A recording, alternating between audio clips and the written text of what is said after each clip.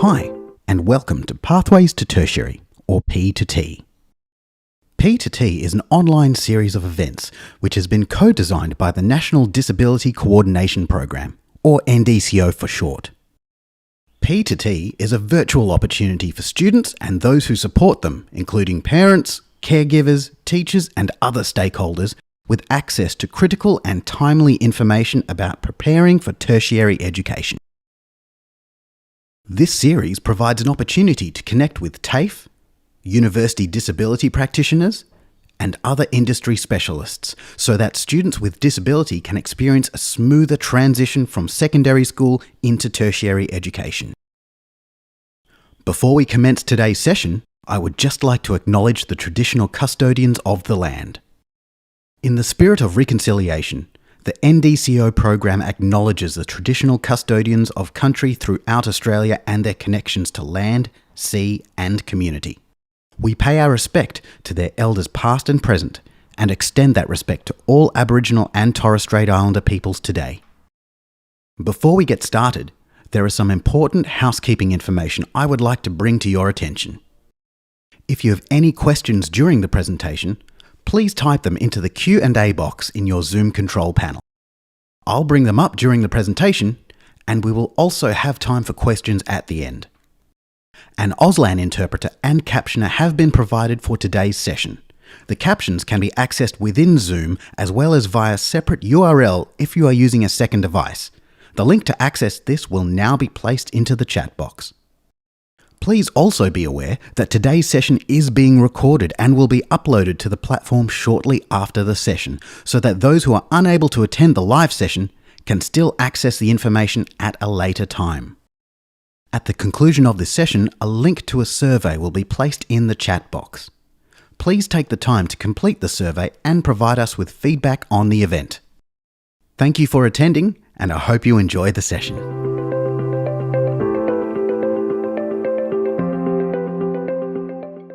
Yerdumarang, Mayingalang, Yonadi, Toran Dixon, Nadu Banigu, Gubara, Radri Nurmbanga, Nina Nangira, Duinya, Gaidalang, Nadu Banigu, Gubara, Muyulangalang, Maradubu, Yalabu, Nadu Banigu, Gubara, Biambugu, Manangu, Wuragabinya.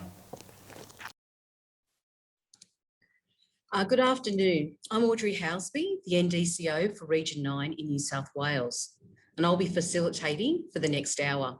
I'd like to introduce Donna Polak and Kay Dean, who will be the panellists for this session.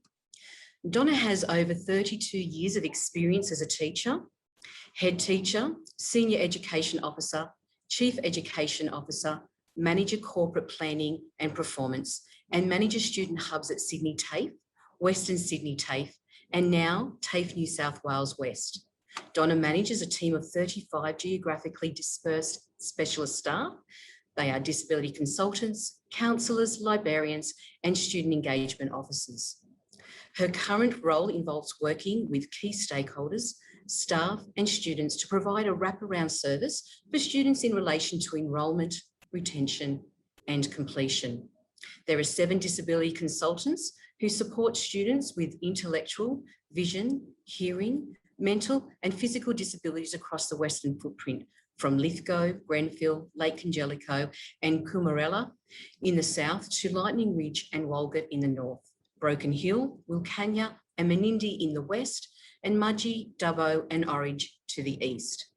Now, Kay has worked for 40 years in the tertiary education sector, and most recently as a National Disability Coordination Officer, along with working to promote and transition of people with disability to tertiary education and subsequent employment. A key focus of Kay's work has been on providing awareness around the use of inclusive technology as a tool for success in study and work. Kay has convened and co-convened many forums and conferences on this topic, along with lecturing for many years at the University of Newcastle to share this knowledge. So welcome to Kay and Donna.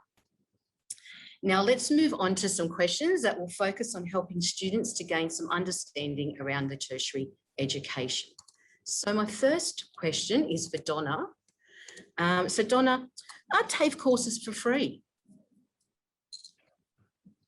Donna, you're just on mute at the moment. If you could just pop that off, that'd be great. Thank you for asking that question, Audrey. There are some TAFE courses that are free, and in relation to students with disability, we certainly do encourage those prospective students and their carers to come and talk to us to find out the most appropriate course, and if there is the opportunity for exemption for fees, then we will certainly discuss that with the student and their carers. Fantastic, thank you. So what evidence of your disability does a student need to supply on enrolment at TAFE?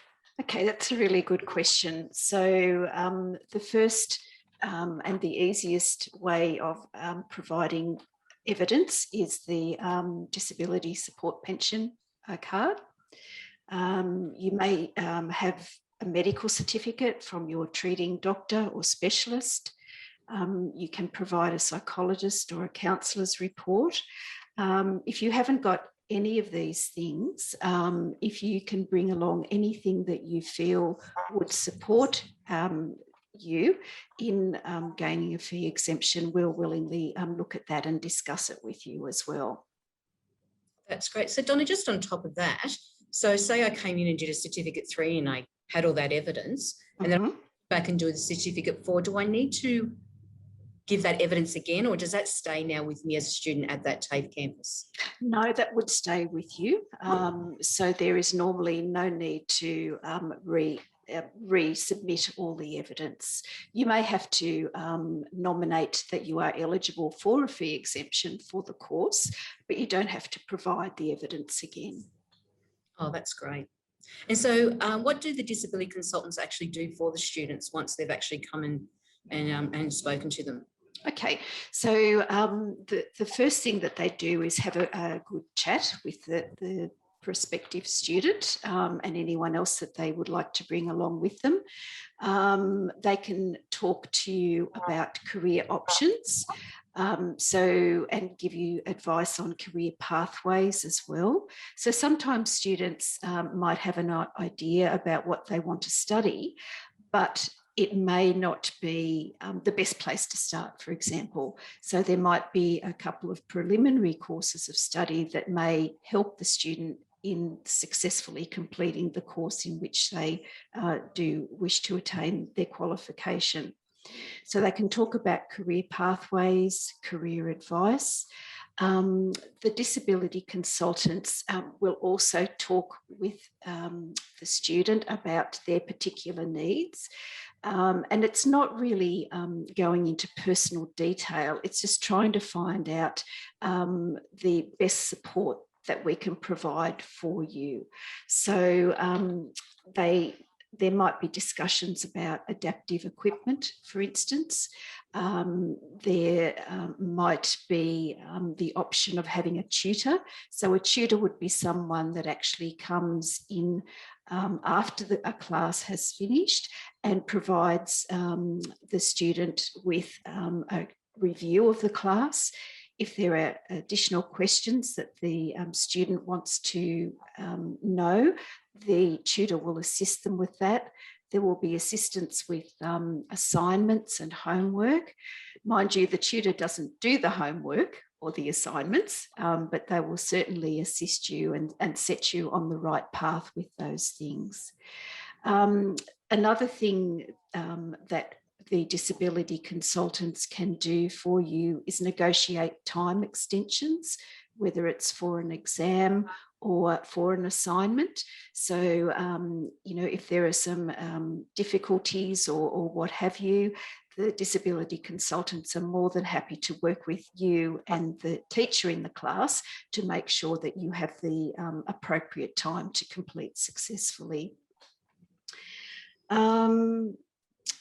The disability consultants also give advice on fee exemptions. So if you are not sure what course you want to do, part of the discussion will be about the type of fee exemptions that are available. And that's where it's really important to bring in the information I spoke of earlier about the evidence of your disability. And it's really, the evidence is to help provide the best support for you. It's not you having to prove you have a disability. It's just trying to work out the best type of support that would be available for you. The other thing that disability consultants can do is provide note takers in class. And that's a very popular support for many students. So the note taker sits in the class with you, takes the notes, whether it's taking dictation of what the teacher is saying or making dot points. It depends on how you as a learner would prefer that support to be provided to you. And then again, after class, the note taker would sit with you, go over the notes and discuss anything extra that you needed to know. Another great support that TAFE disability consultants provide are signers as well. And we have a lovely signer here today. So we have the signers who can either be in class with you or they can be providing the service as in today's meeting by Zoom as well. So I might just stop there and just pause for a moment, because there's a lot of support that we can provide. That's fantastic. Some really great points there, Donna. I think my last question I probably have for you, what is a real key point or the most important thing you'd like to get across to our students today? Probably important message. Yep. Thank you. Look, I think the most important message that I could share with you is don't be shy. Please come and ask. The disability support, disability consultants have a lot of experience. They're very patient, they're very understanding, and it's a really good idea to start your journey with them early rather than later.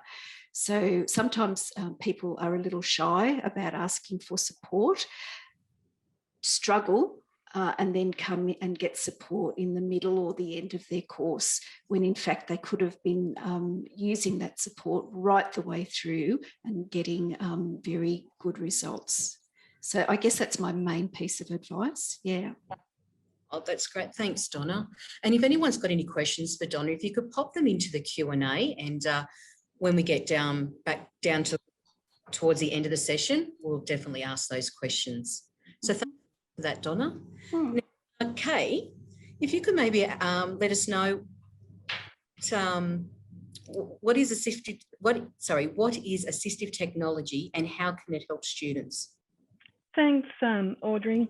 Look, the byline we often use when describing assistive technology is that it allows a person with disability to independently perform tasks which otherwise may be difficult or impossible.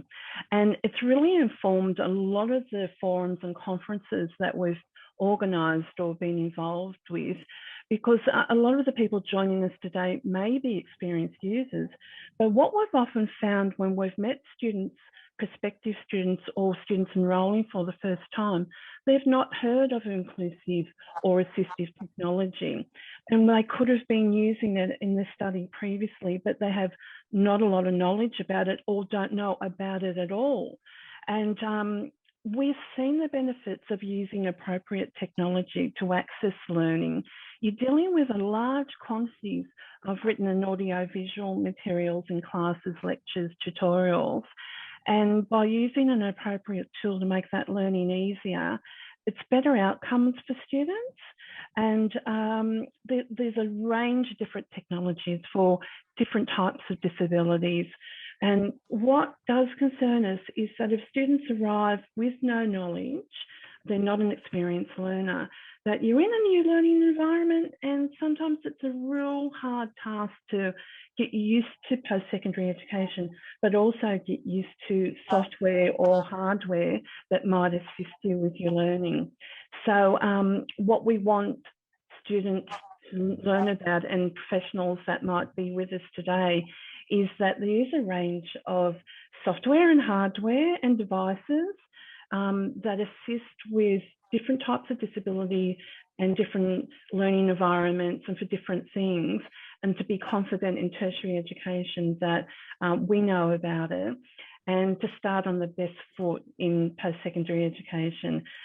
So it's a great place to start, to know that it's there and available, but maybe it's not for everyone. So that's what we're here for today, to unpack a bit with you.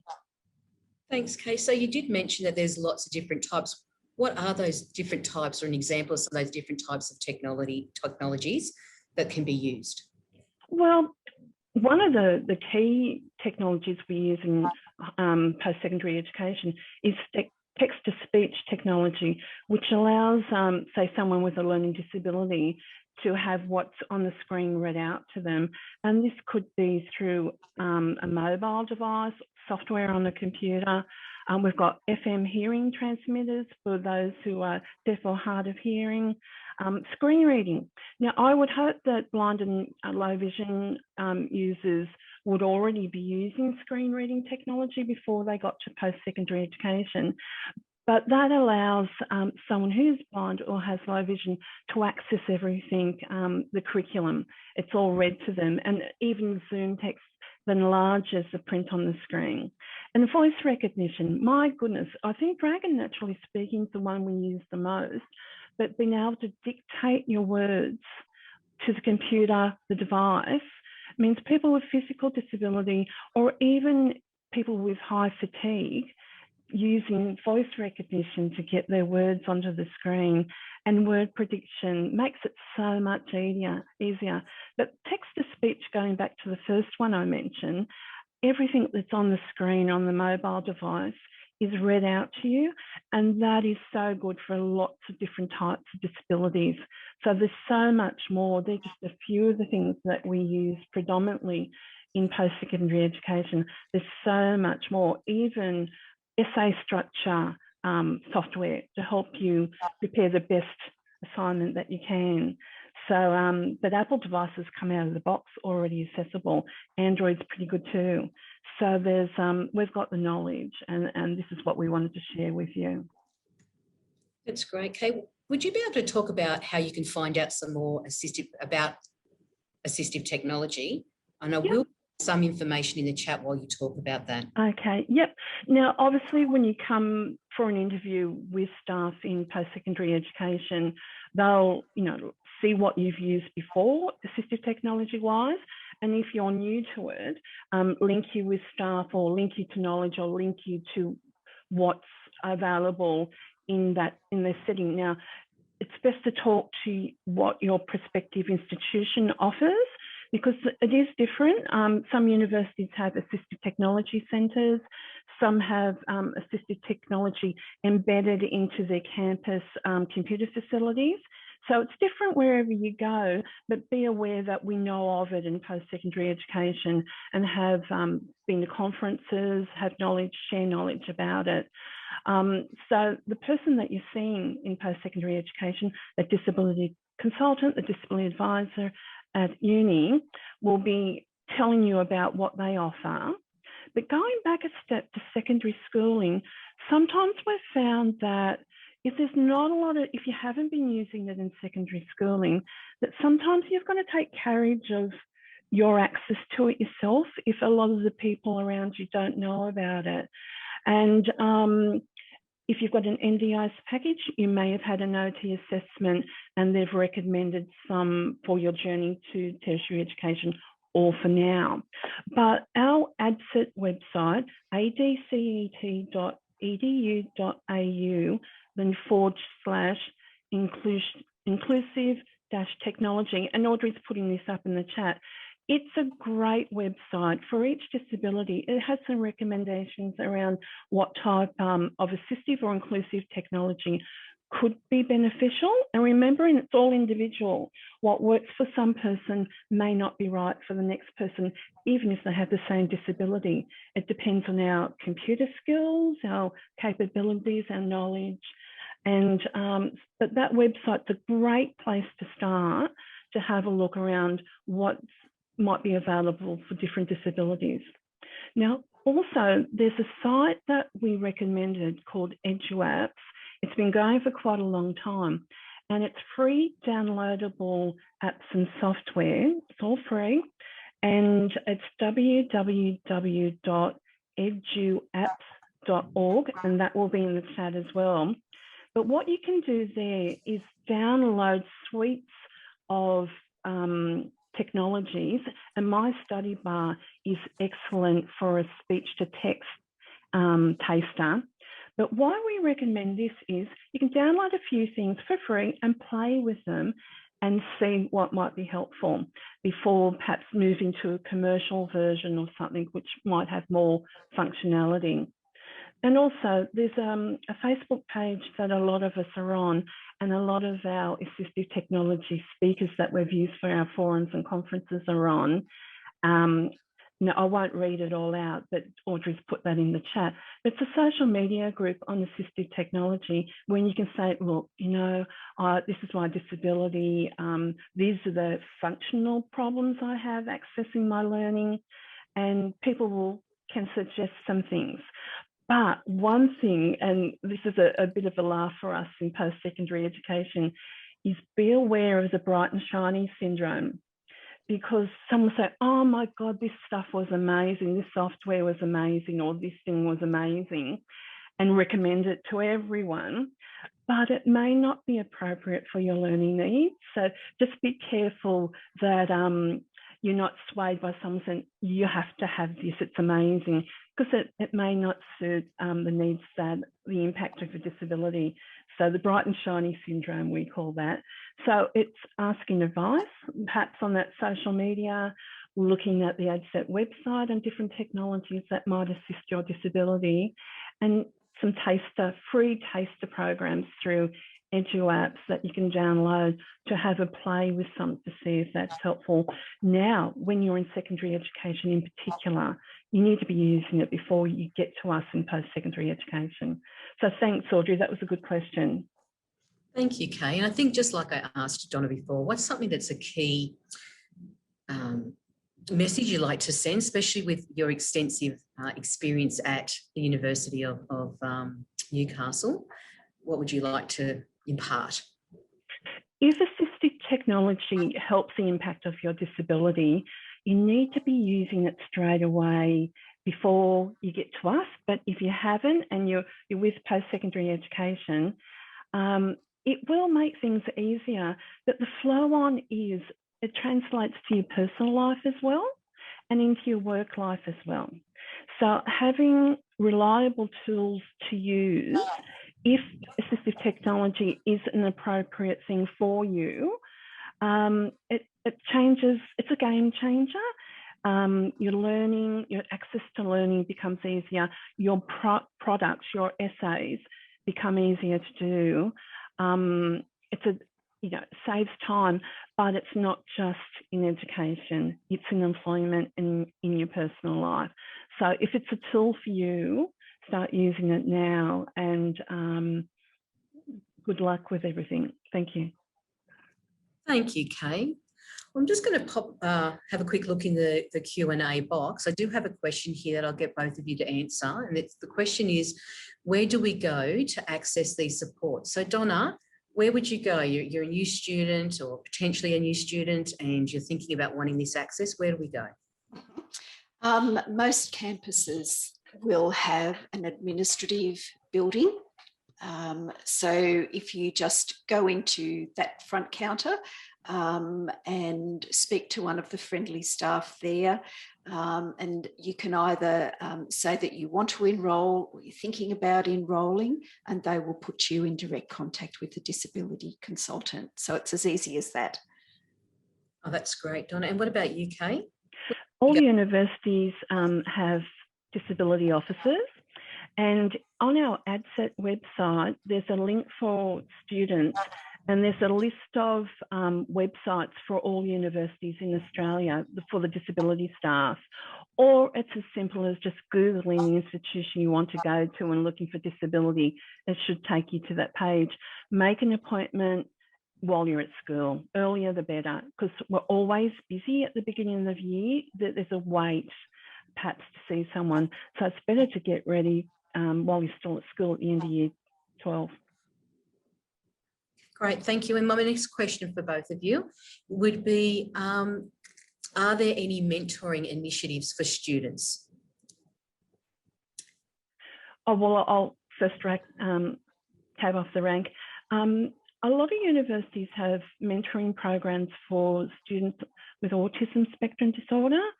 They've been in place for a number of years.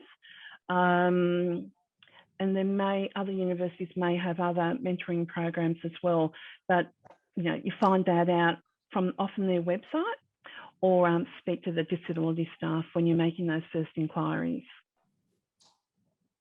Thanks, Kate. What about you, Donna?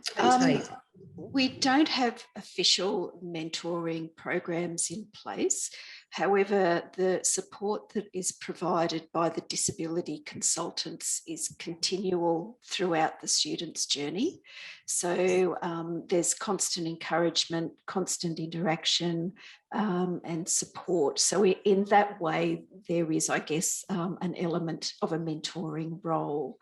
And the other thing that I meant to mention as well is that if you do Google TAFE and look on the internet, there is further information about our disability support services. Thanks for that, Donna. We had in an earlier session today, one of our panelists made a comment about accessibility for if you have a physical disability. So how does that go as far as when you're coming onto campus, whether it be at TAFE or uni? How far does that go as far as support in that regard? In most campuses, we are very well equipped in relation to physical access for people with disability. All the buildings on TAFE campus have to follow the standards and the code. So there are lifts, ramps, flat surfaces, etc.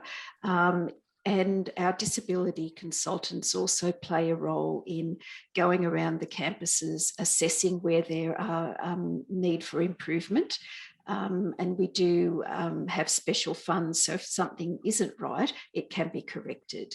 So in the general sense, the access is very much front and centre in a TAFE campus mind. That's great.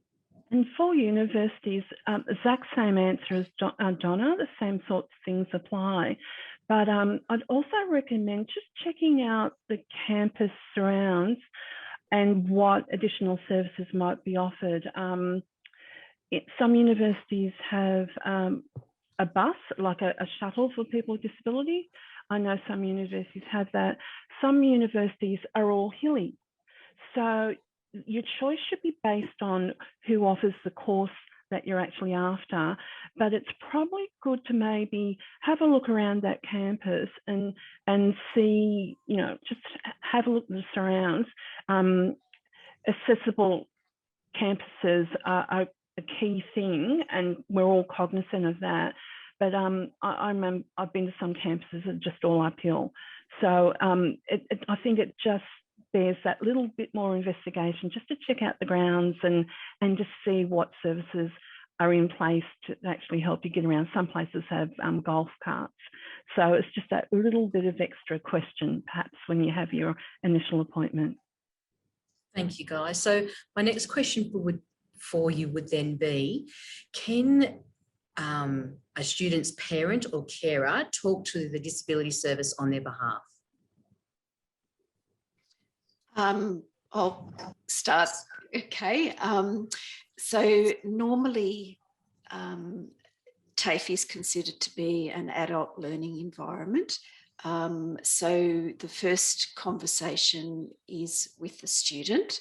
However, if the student feels more comfortable with their guardian, their mum, dad, or support person or friend, they're certainly welcome to be there.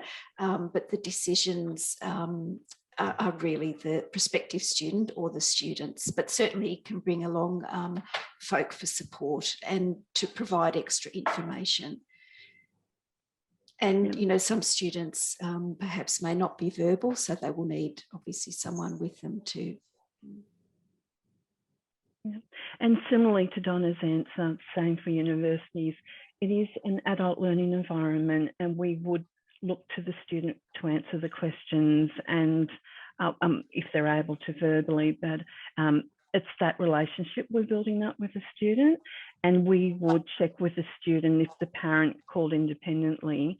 We wouldn't give any information. We would defer to the student on what they would like to happen, because, yep, it's an adult world. Thank you so much, guys. You guys would be able to explain to me about the flexibility of doing a course. Is it got to be done in a certain time frame, or how long, and how long can you take to actually complete? Might start with you, Kate. Oh, it took me 11 and a half years to do my degree because I needed to do it slower because I was working. And the same goes for students with disability. A lot of courses have online flexibility, extensions for assignments, a slower pace if we require it. And we really sometimes don't recommend a full-time load in the beginning for some students with disability.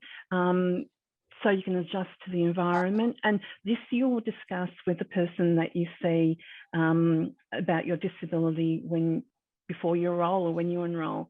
So there is a lot of flexibility. Like I said, 11 and a half years, and but that's the way I had to do it. And oh, don't let that scare you off. It does not take that long to do a degree. Oh, sometimes only doing one subject, you would do more.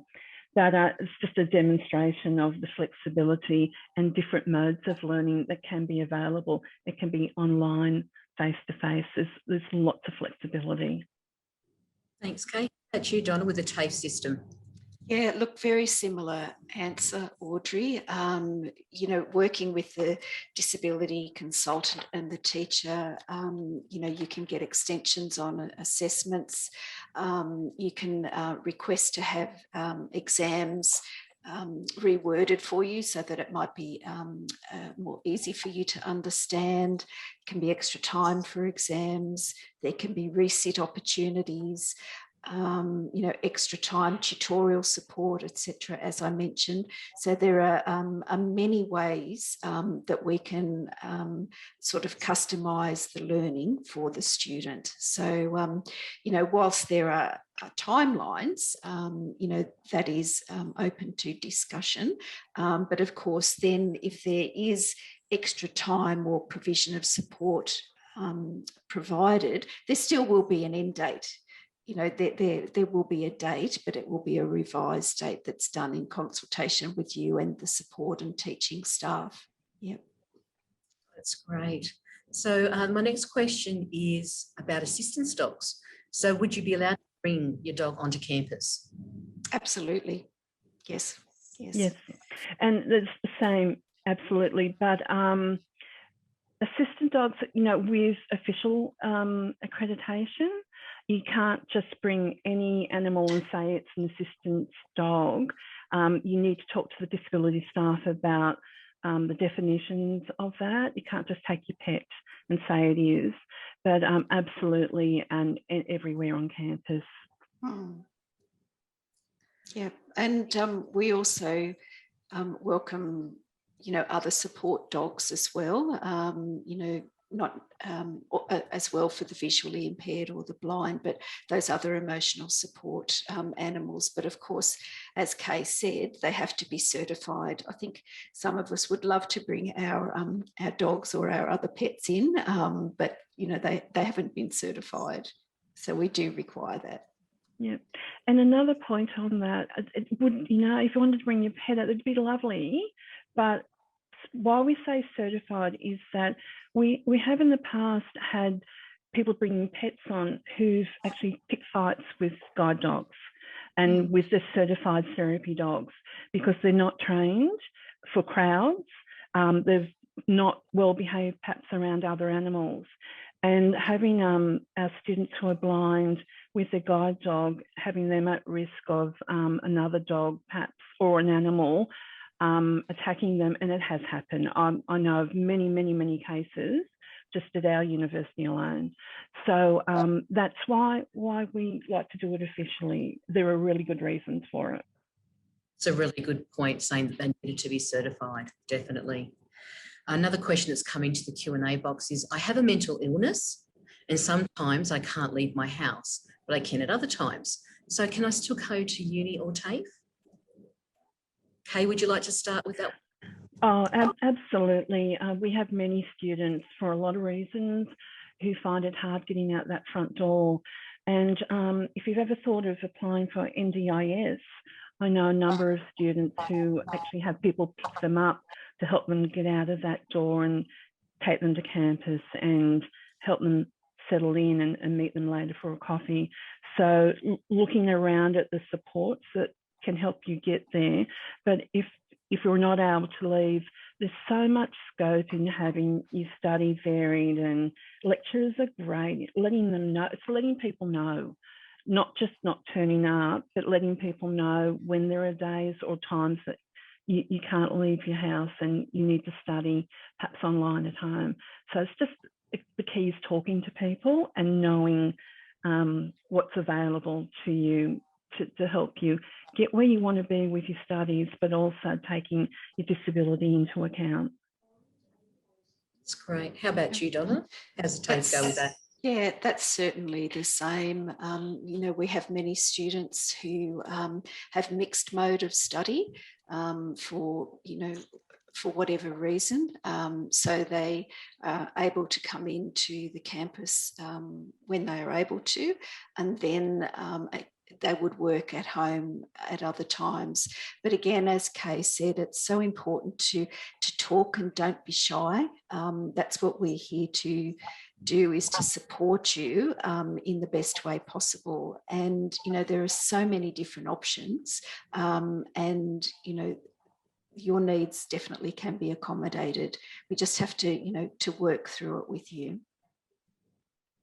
Thanks, guys. Well, the question and answer box is empty at the moment. I'm just going to ask Pam if in the chat box I've missed any questions that might have popped into there.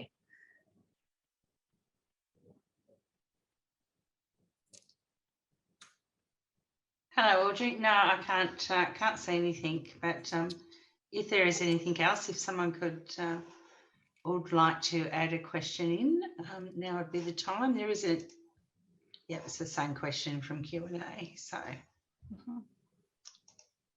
Thank you, Pam. Well, I suppose if we just wait for a minute or two just to see if any other questions come in, but asking Kay or Donna, is there any last things or comments or advice you'd like to give?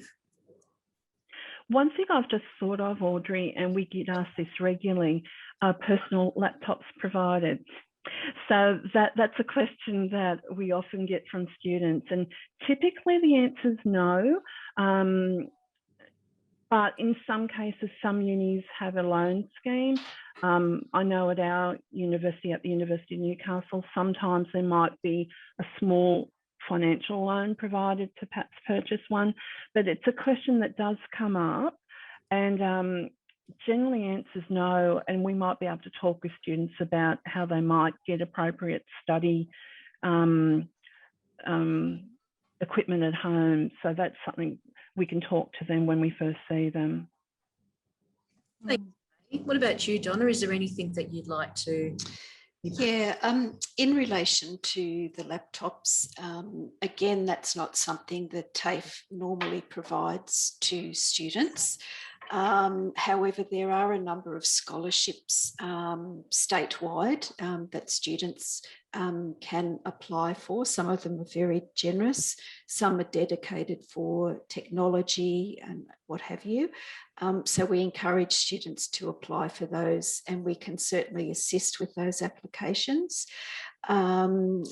We do have laptops that are available for students during the day, but not overnight. But there are a number of organisations who do provide reconditioned laptops for students, and we can certainly, put people in touch with those organisations. The other thing I wanted to just mention to Audrey is about the adaptive equipment. So like Kay in the university space, we are able to provide quite a variety of types of adaptive equipment, whether it's software, furniture, keyboards. Kay mentioned about the system for the hearing impaired people, I've lost the word, Kay. The hard of hearing? No, not the hard of hearing. No, the equipment itself, the transmitter. Oh, FM. FM, thank you. I don't know why I lost that particular word, but anyway. So we do have a lot of equipment, and if there is something in particular that would assist a student, we are able to organise purchase of that. But bearing in mind that the purchase of that as a TAFE, it would become the TAFE's equipment then. Yeah. Thank you. And it's reminded me, Donna, of the other types of assistive technology that are available. Who knew that you could get stethoscopes for people who are hard of hearing? The sound's amplified, so that you don't know what you don't know in relation to assistive technology. And this is why we encourage people to speak to staff in post-secondary education.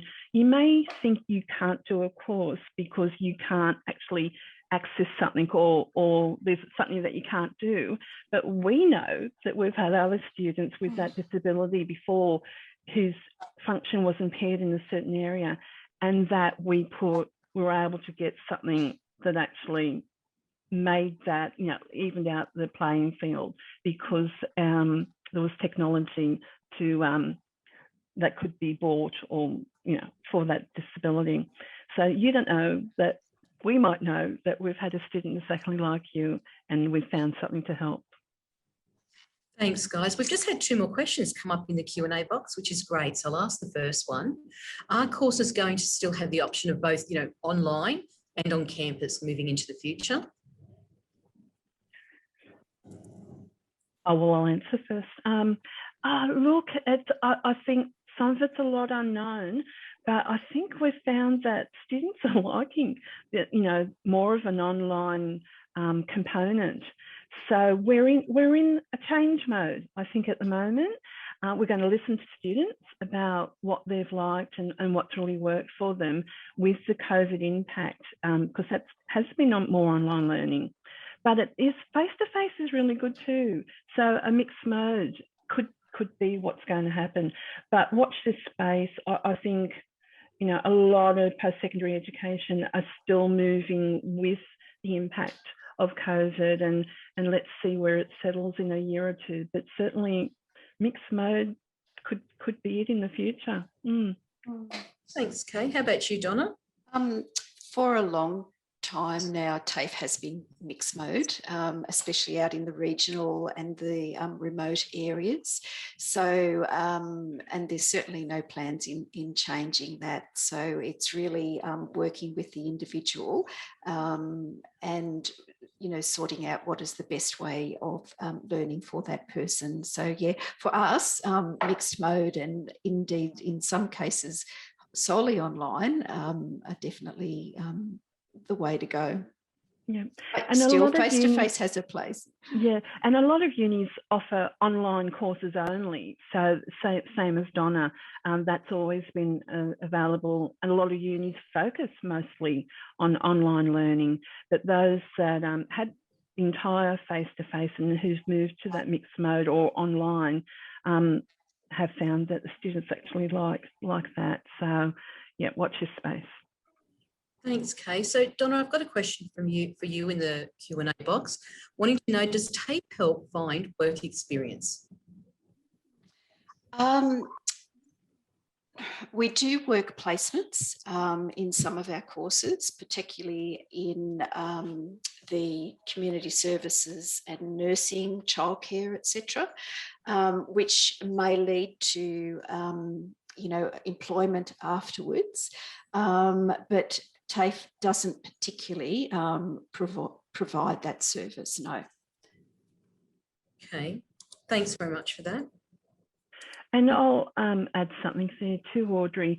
Obviously, there's work placements with a lot of university courses as part of their degree, but we have the Australian Network on Disability who offer the Stepping Into program for university students, and it is work experience in various industries, and your disability advisor will be able to link you to, and they've got a website, so Australian Network on Disability Stepping Into program, and we'll pop that up in the chat or pop it up in the seminar information. So when you're a uni student, if you're doing law, for example, there may be a huge law firm who'd like some interns for a while, but they're only after people with disability. So it is a program for people with disability. So once you're enrolled and perhaps looking for that, we can, the disability staff can link you to that to see whether there might be any appropriate opportunities for you. Great, thanks for that, Kay. We've got nothing else in there, so I'd like to thank you all for attending this session. I'd like to thank Lee for the captioning and for our interpreters, Chelsea and Gary. Now, a recording of this session and any answers to any other questions that might pop up in a moment will go onto the platform. I'd like to remind everyone, if you could please tap onto the survey link that's sitting in the chat box. It's really, as our inaugural event here, something that we'd like to do into the future. We'd really like to know where we went well, where we need to improve, and maybe other subjects you might like to see. We do have another session coming up at 3 o'clock. We're going to keep on the platform right now. So that will be one of my colleagues from the North Shore, and he's going to talk about coal community in a panel as well. So what we're going to do is we're just going to pop up something on the screen in a moment and stay on mute with our videos off, and Devon will come back in at 3 o'clock. Acknowledgement to country recording will happen again at 3 o'clock, as we are having some new people coming onto the session at 3 that weren't here at 2 o'clock, that weren't here at 1 o'clock. I've been saying 3, I meant 2 o'clock. I do apologise. Excuse me, Audrey. Yes. It's Pam here. Just one quick, there is a question that did pop up while we were looking at the Q&As in the chat box from Doris. Yep. Can transition visits happen? Like what took place from primary school to high school? I'll answer that first. Some universities do have like workshops before you start, like, get used to uni. Some do, because we're all different entities, but we do talk to each other. So some universities have that available, but universities are public spaces. So you're welcome to come on campus and have a look around anyway, but talk to the disability officer about whether they might have any workshops or any, but you're welcome to come on and talk to them beforehand, but you're welcome to go to our coffee shops. We've got restaurants, we've got lots of eating places. Feel, particularly for students on autism spectrum disorder, coming along and finding perhaps a favourite place that might be a spot where, yep, I feel comfortable here and I know where things are. And we always recommend before you enrol, when you've got your timetable and your classes, to come before the day and find all those rooms. So when you first come to your lecture, you don't go, oh God, I don't know where to go. And parking can be tricky on some campuses, so come early, but do that prep beforehand. So in a way, transition talking to the disability staff about hints and tips about moving to higher ed and coming along and maybe walking around and getting used to the space beforehand. Because our lecture theatres are really big, like huge. Think of your school, our libraries can be that size. So getting around and finding where things are is always good beforehand. But again, talk to the disability advisor and see what your institution does. But if they don't do much, take it upon yourself. Go have a look around and get used to the space. Okay, I appreciate that. So TAFE has regular information sessions at the beginning of each semester. And I certainly would encourage people to go along to those. There are information sessions when you have enrolled as well, and orientation sessions, and staff will take you around and show you where the canteen is and the various other facilities. And as Kay said, you know, if you come in, talk to the disability assistants, feel free to come and walk around, go and get to know the librarians. One of the unsung resources for all students in our TAFE campuses are the libraries and the librarians. The library space is considered to be a very safe and a very welcoming place. And there's certainly no expectation that you have to sit there and be studied and focused. You can have your coffee, you can sit, you can chat, you can have a little nap if you really want, as long as you don't stretch out too far. So, you know, get to know those other supports, services that are available, as well as the disability consultants. So for us, we do have not so much a transition, but a welcoming and a getting familiar opportunities. Yeah. And of course, silly me for not mentioning university orientation weeks. When you're enrolled and you start for 1 or 2 weeks at the beginning of semester, well, before semester begins, the faculties, your course will have information sessions, but also there'll be social groups to get to know people. All the clubs and societies will be on show. You can join the hundreds of clubs and societies, but there's an orientation of the libraries, and every uni does this. It's a big thing, and there's like a dinner generally, but it's based on becoming most informed to start on the right foot, making friends, finding out where the books are, and you know, meeting your lecturers. So it's a great 1 or 2 weeks. Go along, it's really essential.